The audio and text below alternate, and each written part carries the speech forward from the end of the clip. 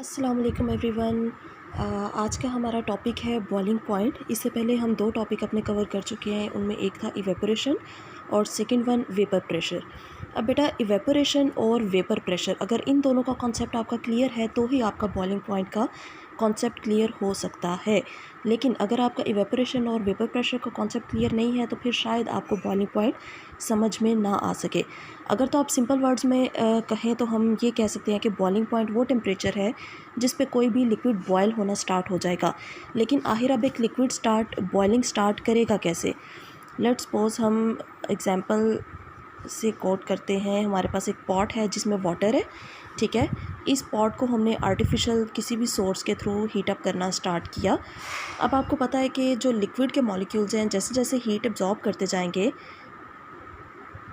बहुत ज़्यादा मॉलिक्यूल्स हैं यहाँ पे लिक्विड के, तो जैसे जैसे ये मॉलिक्यूल्स हीट को एब्जॉर्ब करते जाएंगे क्या करेंगे, हम सपोज़ करते हैं कि जी ये वाला जो हमारा मॉलिक्यूल था, इस मॉलिक्यूल ने हीट एब्जॉर्ब की, ठीक है। इसकी हीट एब्जॉर्ब करने की वजह से वो हीट एनर्जी को कन्वर्ट करेगा काइनेटिक एनर्जी में। ये मॉलिक्यूल ऐसा ही होता है ना, हमेशा हीट एनर्जी को काइनेटिक एनर्जी में कन्वर्ट किया जाता है। और काइनेटिक एनर्जी क्या है? काइनेटिक एनर्जी है आपकी एनर्जी फॉर मूवमेंट। तो जितनी मॉलिक्यूल के पास एनर्जी ज़्यादा आती जाएगी, इट मीन्स कि वो उतना ज़्यादा तेज़ी से मूव करेगा।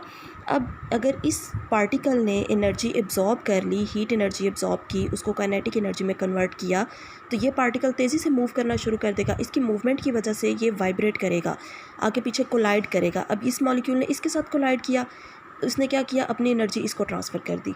इस मॉलिक्यूल ने आगे किसी के साथ कोलाइड किया, उसने अपनी एनर्जी आगे ट्रांसफ़र कर दी। इस तरह होते होते ये सारे के सारे मॉलिक्यूल्स जो हैं उनके पास ये एनर्जी ट्रांसफ़र होती जाएगी। ये नीचे से हीट एब्जॉर्ब करते जाएंगे और उस हीट को आगे ट्रांसफ़र करते जाएंगे और सारे के सारे मॉलिक्यूल्स अपनी एनर्जी ज़्यादा करते जाएंगे। अब जैसे ही आप लिक्विड को हीटअप करना स्टार्ट करेंगे ना, तो आहिस्ता आहिस्ता कुछ मॉलिक्यूल्स यहाँ से इवेपोरेट होके बाहर जाना शुरू हो जाएंगे, यानी कि इवेपोरेशन का प्रोसेस आपका स्टार्ट हो जाएगा। इवेपोरेशन तो एक अलग फैक्टर था। उसके बाद अब क्या होगा कि आहिस्ता आहिस्ता सारे के सारे मॉलिक्यूल्स जो हैं उनने अपनी एनर्जी ज़्यादा कर ली, तो वो मॉलिक्यूल्स क्या करेंगे, वो कलेक्टिवली इनका जो प्रेशर होगा, क्योंकि जितनी ज़्यादा एनर्जी होगी, जितनी ज़्यादा मूवमेंट होगी, उतना ज़्यादा मूव करेंगे। अब वो मूव करेंगे तो मूवमेंट में वो आगे पीछे एक दूसरे के साथ उनकी कोलिजन्स भी होंगी, एक दूसरे के साथ टकराएंगे भी। जितना ज़्यादा टकराएंगे उतना ज़्यादा प्रेशर क्रिएट होगा। इस प्रेशर की वजह से और आपको मैंने ये भी बताया था कि एटमॉस्फेरिक प्रेशर क्या है, कि आपके ऊपर हवा जो प्रेशर लगा रही है उसे एटमॉस्फेरिक प्रेशर कहते हैं। तो अब एयर जो है, एयर अपना एटमॉस्फेरिक प्रेशर लगा रही है और इस लिक्विड को नीचे की तरफ प्रेस कर रही है, और लिक्विड के जो वेपर्स हैं वो नीचे से अपना प्रेशर ऊपर की तरफ वो लगाने की कोशिश कर रहे हैं, ठीक है जी। वो टेम्परेचर जहाँ पे लिक्विड का प्रेशर, यानी कि जो लिक्विड में वेपर्स बन रहे थे उनका प्रेशर एटमॉस्फेरिक प्रेशर के इक्वल हो जाएगा, या किसी भी एक्सटर्नल प्रेशर के, लाइक प्रेशर कुकर है तो उसके जो अंदर प्रेशर क्रिएट हो गया, वो टेम्परेचर जिस पे लिक्विड का प्रेशर एटमॉस्फेरिक प्रेशर के इक्वल हो जाएगा, उस टेम्परेचर पे लिक्विड बॉयल करना स्टार्ट कर देगा, ठीक है। एटमॉस्फेरिक प्रेशर के इक्वल होना चाहिए आपका वेपर प्रेशर, तो लिक्विड बॉयल करेगा। इवेपोरेशन और बॉइलिंग में डिफरेंस ही ये था कि इवेपोरेशन तकरीबन हर एक टेम्परेचर पे हो जाती है। सर्दी हो तो इवेपोरेशन कम होती है, गर्मी हो तो इवेपोरेशन ज़्यादा होती है, लेकिन बॉइलिंग हमेशा सिर्फ बॉइलिंग पॉइंट पे ही होगी, उसके अलावा बॉइलिंग नहीं हो सकती। ये था आपका सिंपल सा बॉइलिंग पॉइंट का कॉन्सेप्ट। इसके बाद हम बात करते हैं वो उन फैक्टर्स की जो कि बॉइलिंग पॉइंट को अफेक्ट कर सकते हैं। उन फैक्टर्स में सबसे पहले तो आपका आ जाता है nature of liquid.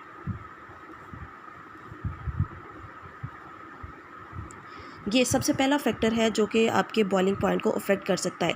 Nature of liquid, मैं बार बार रिपीट करती हूँ, नेचर ऑफ लिक्विड की जब भी बात की जाएगी तो लिक्विड दो तरह के हो सकते हैं, या तो लिक्विड पोलर होगा या आपका लिक्विड नॉन पोलर होगा। अब अगर आपका लिक्विड पोलर है, ठीक है, पोलर लिक्विड का मतलब ये है कि उसमें पॉजिटिव और नेगेटिव एंड्स हैं, और इसमें जो इंटरमॉलिक्यूलर फोर्सेस हैं या जो फोर्सेस ऑफ अट्रैक्शन हैं वो बड़ी स्ट्रॉन्ग है, जबकि जो नॉन पोलर लिक्विड है उसमें फोर्सेस ऑफ अट्रैक्शन वीक है। अब वीक फोर्सेस को तोड़ने के लिए कम एनर्जी चाहिए, इट मीन्स कि नॉन पोलर लिक्विड जो है वो कम टेम्परेचर पे बॉयल हो जाएगा, जबकि जो पोलर लिक्विड है उसकी फोर्सेस को तोड़ने के लिए ज़्यादा एनर्जी चाहिए, इसलिए पोलर लिक्विड्स ज़्यादा टेम्परेचर पे, हाई टेम्परेचर पे जाके बॉयल होंगे। पोलर लिक्विड्स का बॉइलिंग पॉइंट ज़्यादा होगा as compare to non polar liquids. इसमें एग्जांपल दी जा सकती है वाटर और अल्कोहल की। वाटर पोलर है इसलिए उसका बॉइलिंग पॉइंट 100 डिग्री सेंटीग्रेड है, जबकि जो हमारा अल्कोहल है वो नॉन पोलर है इसलिए उसका बॉइलिंग पॉइंट कम है, वो अप्रॉक्सीमेटली 78 डिग्री सेंटीग्रेड पे बॉयल हो जाता है। अब हम बात करते हैं जी सेकंड फैक्टर की। हमारा सेकंड फैक्टर है नंबर 2 पे आ जाता है इंटरमॉलिक्यूलर फोर्सेस।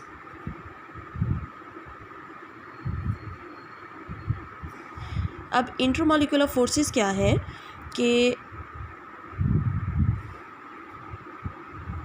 इंटरमॉलिक्यूलर फोर्सेस वो फोर्सेस हैं जो मॉलिक्यूल्स के दरमियान में होंगी।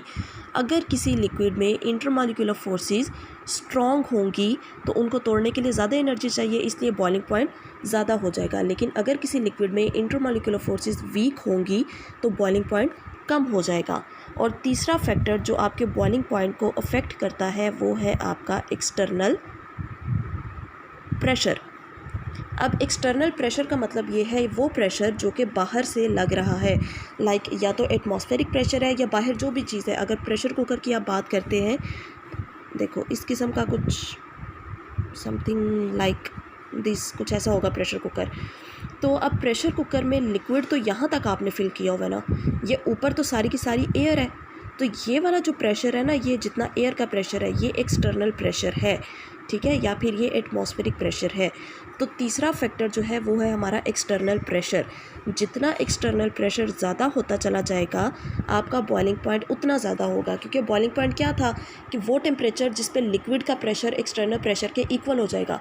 तो अगर एक्सटर्नल प्रेशर ज़्यादा हो गया, फोर्स जो ऊपर से लग रही है वो ज़्यादा होगी, तो आपको भी तो नीचे से ज़्यादा फोर्स लगानी पड़ेगी ना लिक्विड को। इस वजह से अगर एक्सटर्नल प्रेशर ज़्यादा होगा तो आपका बॉइलिंग पॉइंट ज़्यादा हो जाएगा, और अगर एक्सटर्नल प्रेशर कम होगा तो आपका बॉइलिंग पॉइंट कम हो जाएगा। और यही वजह है कि कुकर में चीज़ें जल्दी पक जाती हैं।